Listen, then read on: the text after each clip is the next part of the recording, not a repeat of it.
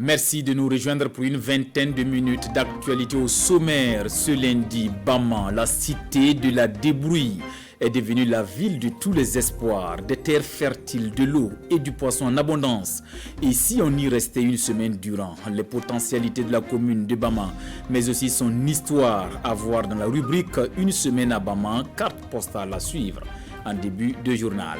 Également la une, tristesse et déception des parents d'élèves vis-à-vis de leurs filles qui viennent de contracter des grossesses sur le chemin de l'école. La région du centre-ouest enregistre en elle seule plus de 1200 cas de grossesse en milieu scolaire. Situation inquiétante, mais que faire face à ce pic de grossesse? On en parle dans ce journal. Voilà pour le menu de ces 13h, mesdames et messieurs, bienvenue. Allons à Bama, notre destination cette semaine. Bama, une commune rurale située à l'ouest du Burkina, dans la province des Hauts-Bassins, à une vingtaine de kilomètres de Bobo-Dioulasso. Les terres de Bama sont propices à l'agriculture, des rizières à perte de vue dans la vallée du Kou et le barrage de Samandeni qui offre plusieurs opportunités d'affaires. C'est le lieu de toutes les possibilités pour peu que l'on s'y mette. Girard Sommet et Amandine Lalsaga signent cette carte postale de la commune de Bama. Regardez. Bama, la cosmopolite. Bama, la productrice, est l'un des 13 départements de la province du Houé, dans la région des Hauts-Bassins. Commune rurale depuis le dernier découpage administratif de 2006. Bama est située à une vingtaine de kilomètres de Bobo-Dioulasso, la capitale économique du Burkina Faso. Il est limité au nord par le département de Dandé et de Padema, à l'est par le département de Satiri, au sud par le département de Bobo-Dioulasso et à l'ouest par le département de Karangasso-Sambla et de Kourouma qui relève de la province du Kénédougou. Administrativement, Bama, c'est 6 quartiers, 21 villages rattachés et 10 hameaux de culture, tous pleins de vie, où les activités agricoles restent les principales sources de revenus des populations. Je crois qu'au niveau du Bama, j'allais dire, nous allons placer l'agriculture en avant parce que nous avons près de 70%, 80% peuplés d'agriculteurs. Et après, l'élevage suit. Les maraîchers sont là. Et les autres suivent maintenant. Sinon que c'est une population en tout cas près de 90%, j'allais dire, agricole. C'est vrai qu'à Bama, déjà avec la plaine de 1500 hectares, nous exploitons en tout cas 1300 hectares en période hivernale. Mais en période sèche, nous sommes à la moitié en tout cas de la plaine parce qu'il y a un problème criard d'eau. La nappe phréatique vraiment a beaucoup baissé à tous les niveaux, hein, c'est pas à Bama seulement. Donc sinon que en tout cas, le riz est prisé en tout cas à Bama. Le riz est prioritaire. Après maintenant, nous avons au moins des éleveurs aussi. Quand même, il y a des éleveurs. Si on dit éleveurs, on ne peut pas dire aujourd'hui pull, parce que nous sommes tous des éleveurs. Bama, c'est aujourd'hui un pôle économique en plein essor où vivent près de 100 000 habitants. Nous avons presque toutes les ethnies à Bama ici. Mais quand même, nous avons les autochtones qui sont les Bobos. Et les migrants, il y a des Mossi, il y a des Peuls. Nous avons des Dagara, il y a des Gourounsi, il y a des Pissa. Avec l'aménagement des années 70, la plaine aménagée de Bama, nous avons beaucoup de migrants, nos parents qui ont beaucoup migré dans les années 70 à Bama. Et aujourd'hui, avec l'amalgame, je crois que nous avons quand même presque toutes les ethnies et du Burkina ici en tout cas à Bama. Bama, c'est aussi cette vaste retenue d'eau. Le barrage de Samandeni, une source de revenus pour les populations avec le développement de la pêche et des activités agricoles qui se mettent en place. Bama ou la cité de la débrouille, c'est en langue bobo, nous confient les anciens. Débrouille-toi malgré l'adversité. Eh bien, l'histoire de Bama serait liée à celle d'un chasseur bobo qui a côtoyé le Banwar ou le caïman sacré. Bama est aujourd'hui une ville melting pot. Bama a aussi ses rites et ses traditions pratiquées généralement dans le bosquet sacré du village. L'historique de Bama dans ce reportage de Gira Sommet et Amandine Lalsaga. Le crocodile, comme emblème pour conter l'histoire de la commune de Bama. Ici représenté sur le trône du chef du village. L'histoire de Bama est liée à ce bosquet sacré, où des rituels sont toujours pratiqués. Mais c'est ici, dans le quartier 1, considéré comme le quartier des autochtones, que l'histoire de Bama nous est contée. Et Bama veut dire « débrouille-toi ». 2 chasseurs qui se sont suivis, le chasseur et son frère, à la recherche de gibier. Ils sont arrivés ici, il y a l'autre qui a continué. Le frère qui est parti, à un moment donné, est revenu pour le chercher. Quand il est revenu, il lui a demandé de le suivre pour qu'ils aillent ensemble à Bogo. Il lui a dit que lui, il était bien ici. Parce qu'ici, il y a du gibier, la terre est fertile, il y a du poisson, il y a de l'eau. Donc lui, ce n'est plus la peine qu'il aille encore ailleurs. Lui, il allait rester ici et se débrouiller ici. Se débrouiller ici, en Djoula, on dit Mena Sigia, Kabama Nyermaya. Bama aussi porte le nom du lac que le chasseur a découvert dans son temps. C'est là que nous appelons Banwo. Le Banwo qui porte le nom du caïman sacré, effectivement, de la ville.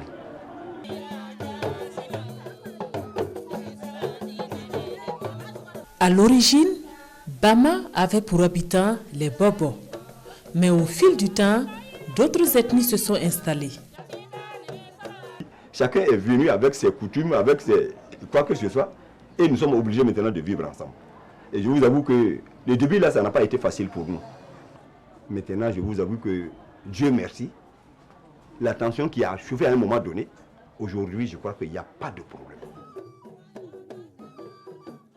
À l'image d'autres localités du Burkina Faso, Bama était dirigé par des chefs de terre avant l'arrivée des colons. Sinon, ceux qui ont commencé la chefferie il n'y a pas longtemps, sinon que c'était les chefs de terre qui étaient là. Et à un moment donné, c'est quand les colons sont arrivés, ils ont demandé à ce que le village soit administrativement représenté. Le premier chef, là, son nom, c'était Kaloro Sanou. Après lui, c'était son petit frère, Nyapekesine Sanou. Et après, immédiatement, c'est nous, nos parents, qui ont suivi.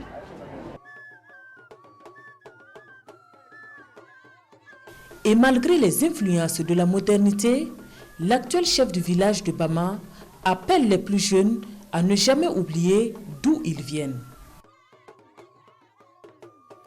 Merci Amandine, on vous retrouve demain à 13h pour d'autres focus sur Bama. Débrouille-toi, c'est ce que signifie Bama. De Bama à Ouaïguya, le chemin semble long, mais nous y sommes pour parler santé.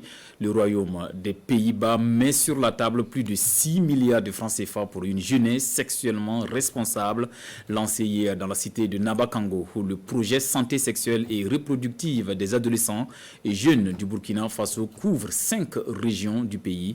Boukari Ouedraogo et Alidou Alain Savadogo. Explication.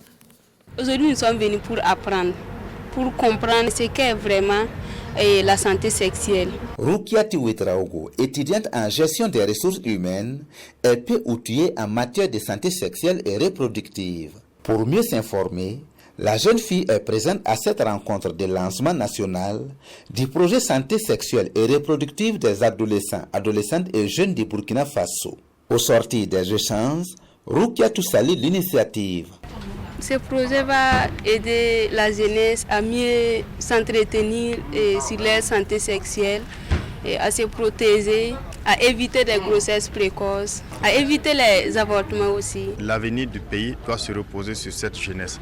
Et nous avons besoin que cette jeunesse puisse arriver à l'âge adulte en parfaite santé, en maîtrisant leur sexualité, de sorte à ce qu'une sexualité mal maîtrisée ne conduise pas à des grossesses non désirées, à des avortements clandestins et aussi à des infanticides avec abandon scolaire. Plus de 6 milliards de francs CFA sont mobilisés pour la réussite du projet et 4 ministères sont engagés pour sa mise en œuvre. Il est porté par l'UNFPA, le Fonds des Nations Unies pour la population. C'est un projet holistique qui a une composante prévention, mais qui a aussi une composante curative et qui va prendre en compte tout le système, tous les niveaux du système de santé. En fait, ça va toucher, comme on a dit, les adolescents et les jeunes. Ça va sur l'information appropriée et ça va sur les services dont ces jeunes-là peuvent avoir besoin. Les projets santé sexuelle et reproductive des adolescents, adolescentes et jeunes du Burkina Faso va concerner les régions de la Boucoute du Mouhoun, du Sahel, du centre-nord, du nord et de l'est. Il est financé par le Royaume des Pays-Bas pour une durée de 5 ans. La région du centre-ouest, c'est en somme 4 provinces, le Bulkemde, le Sangué, la Sicile et le Ziro. Il ne s'agit pas pour nous de présenter la carte postale de cette région, mais plutôt du nombre inquiétant de grossesses en milieu scolaire. Plus de 1200 cas enregistrés tout récemment, un pic qui interpelle plus d'un. Qu'est-ce qui pourrait expliquer ce phénomène de grossesse en milieu scolaire dans le centre-ouest? Élément de réponse dans ce reportage de Adama Guiti et Sekou Zongo. 400 dans la seule province de Bulkemde, 668 dans le Sangué, 68 dans la Sicile et 69 dans la province du Ziro. Ces chiffres représentent le nombre de grossesses recensées dans les écoles de la région du centre-ouest, rien que pour la seule année scolaire 2020-2021. Une région qui comptabilise ainsi à la date d'aujourd'hui 1205 grossesses. Des chiffres en très nette hausse comparativement aux années antérieures, nonobstant les efforts consentis par les autorités en charge de l'éducation nationale. Il faut dire qu'en SVT, ancien de la vie et de la terre, dès la 6e déjà, le VIH-Sida est enseigné et pour faire comprendre à l'enfant les risques de faire des rapports sexuels précoces. Et les dispositions à prendre sont également enseignées. En 3e, dans le curricula toujours, les méthodes contraceptives sont enseignées. Et dans notre région, nous avons des services qui s'occupent de cette question. Nous avons le service de l'éducation en matière de population et de la citoyenneté. Nous avons le service de la promotion de l'éducation inclusive, de l'éducation des filles et du genre. Mais nous avons également dans notre région des ONG et associations qui travaillent, et notamment à travers la sensibilisation, pour montrer aux filles quels sont les risques de mener une vie sexuelle très précoce. La grossesse en milieu scolaire impacte nécessairement sur le cursus scolaire des élèves, en particulier les filles. Donc il fallait mettre en exergue les droits, mais aussi leurs devoirs.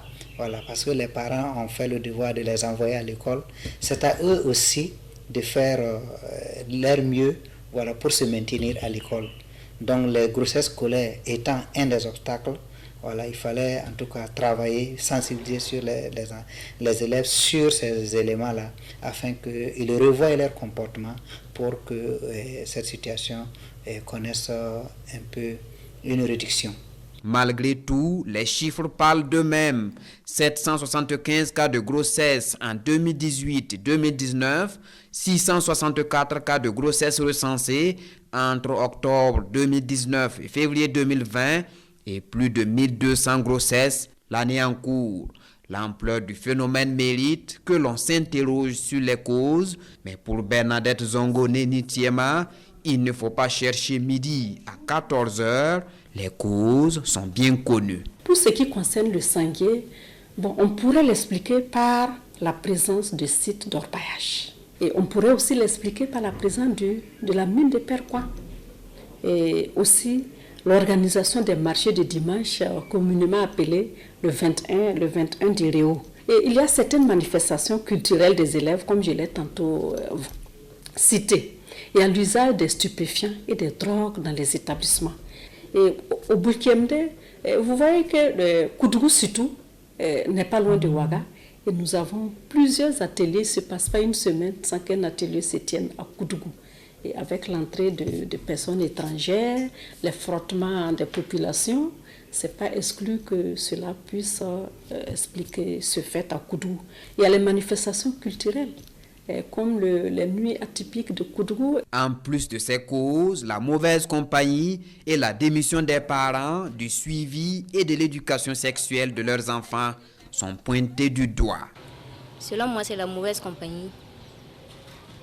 Et parfois, il y a des parents aussi qui évitent de parler de la sexualité avec les enfants. Une seule fois que l'enfant arrive à l'âge de 15 ans, il faut commencer à leur dire ce qui n'est pas bon et ce qui est bon. Ça veut dire que les élèves sont abandonnés à eux-mêmes. Ils sont en classe d'examen, les parents les abandonnent. Alors l'enfant quitte la maison. Alors je vais pour faire travail de groupe. L'enfant s'en va faire travail de groupe. En réalité, c'est pas ça. Qu'est-ce qu'ils font? Les enfants se retrouvent sous les arbres. Et pourquoi pas, j'allais même dire dans des maquis. Dans des maquis à Koudrou ici, alors ils peuvent se rencontrer pour faire toute autre chose. L'alerte est ainsi sonnée et l'ensemble des partenaires de l'éducation interpellés.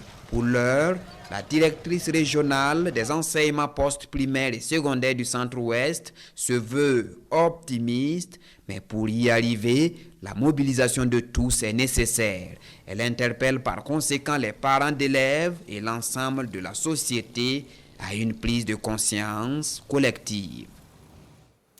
Cap à présent sur Bani pour le coup d'envoi de la campagne régionale de vaccination des petits ruminants contre la peste au Sahel.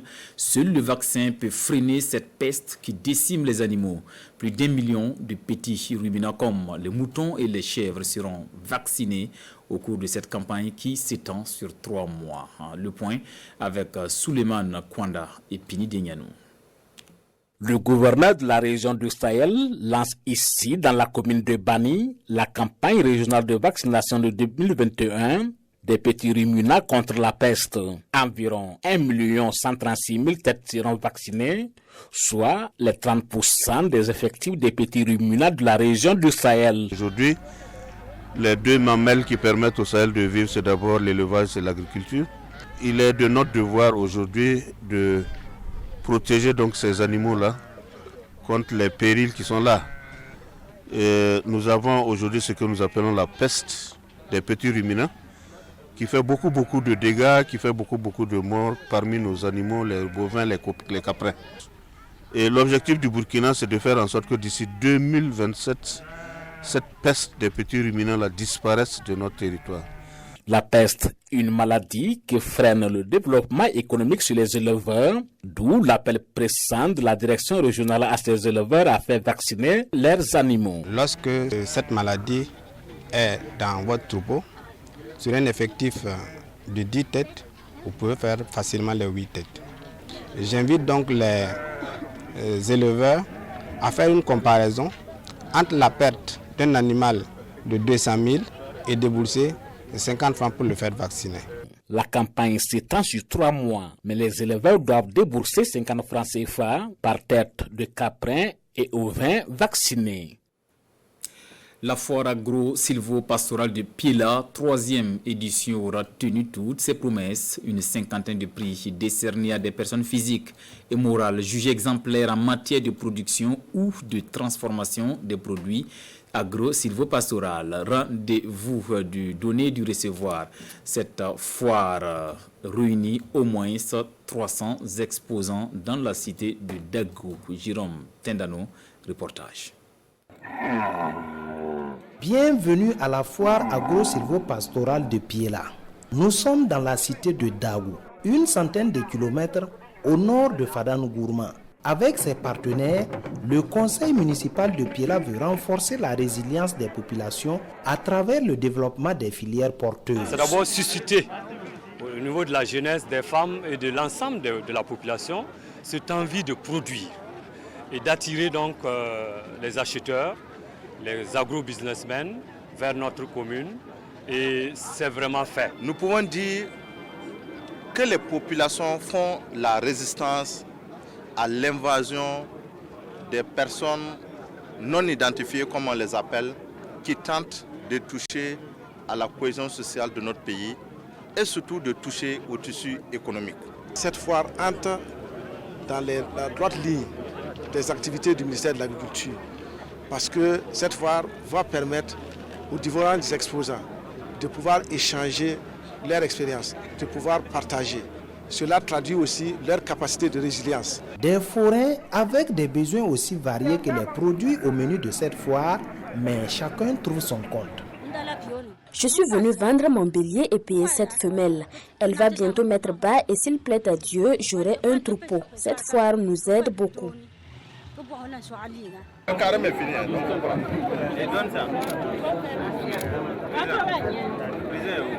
Rien ne reste. Tout est fini.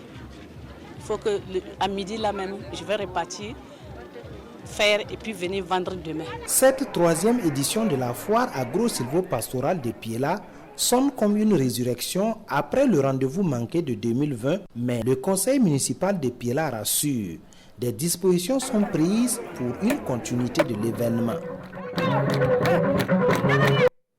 Merci Jérôme. Allons à la découverte des membres du Genesis, le groupe des experts pour la normalisation endogène des symboles, initiatives et savoirs. C'est un regroupement d'intellectuels et de chercheurs pour impulser la recherche de façon indépendante dans les domaines de la culture et du savoir. Porté sur les fonds baptismaux le week-end, le Genesis se veut un cadre de validation des connaissances des savoirs endogènes et de la légitimation de l'expertise et de ses membres par la communauté scientifique à l'échelle nationale et internationale. Compte rendu de la cérémonie avec Adama Guiti et Foussine Kindo. Parce que au commencement était l'Afrique, berceau de l'humanité, creuset des savoirs originels et des valeurs civilisationnelles, un groupe composé de grands esprits du Burkina Faso met en place le Genesis, le groupe des experts pour la normalisation endogène des symboles, initiatives et savoirs. C'est un regroupement important de chercheurs, d'écrivains, d'hommes de lettres, mais aussi d'intellectuels qui adoptent une approche originale pour notre développement. Il s'agit de prendre en compte la culture comme référence pour le développement et travailler à redevenir africain. Le savoir se trouve dans les villages. Le groupe repartira auprès des communautés. Et pendant qu'on parle de réconciliation, c'est probablement la création de ce groupe-là. Ce n'était pas l'objectif initial, mais va énormément contribuer à la réconciliation. C'est grâce à ce genre de groupe que les Burkinabés s'agrègent malgré leurs différences. Et il faut que cette agrégation soit de nature progressiste pour nous faire avancer. Pour le Genesis, il faut croire à notre capacité à agir et de mettre l'accent sur les savoirs endogènes. Il s'agira de tracer les monographies ethno-culturelles. C'est-à-dire que chaque ethnie, on va dire, en matière d'art et de culture, et sociologiquement, comment l'ethnie se présente. Et l'autre grand projet, certainement qui va nous survivre, c'est l'encyclopédie du Faso. Comment se matérialise la spiritualité? Comment se matérialise, je ne sais pas moi, si vous voulez, l'affection? Comment se matérialise, si vous voulez, nos traditions? Quels sont ces symboles, ces représentations, etc., etc. Les jours et mois à venir, le Genesis projette un lancement officiel de ses activités pour le Burkina Faso et l'Afrique, mais il n'exclut pas la formation de la jeunesse dans le but de disséminer les savoirs endogènes.